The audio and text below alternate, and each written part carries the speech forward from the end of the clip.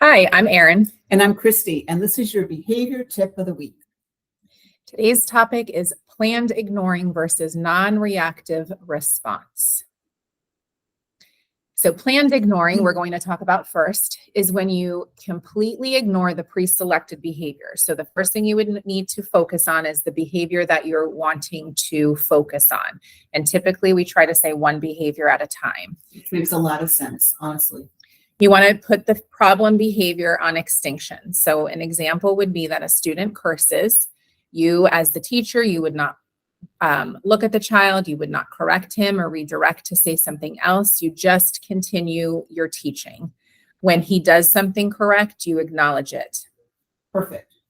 Now we're going to talk about non-reactive response. So it is not easy to be non-reactive. We have seen people who just have a difficult time with it, but it is really important because it addresses what the student is expressing or wanting, but not the problem behavior. So the theory is that you're providing low quality attention upon the first instance of the problem behavior can be a way to quickly redirect it. So for example, student curses, you respond in a neutral tone of voice. If you need help, raise your hand. If you need a break, ask for one. And then you go back to teaching. Now, I could have the most neutral voice in the world, but if my body language is not portraying that, the student might pick up that I'm not being reactive. And we know a lot of our kids also, they look for a reaction in us. Right. A lot of times we think if we just don't say anything, but I know that my face tends to say it all. So. And I know that some people, I know this may sound silly, they actually practice in a mirror, which I don't have a problem with at all. Right.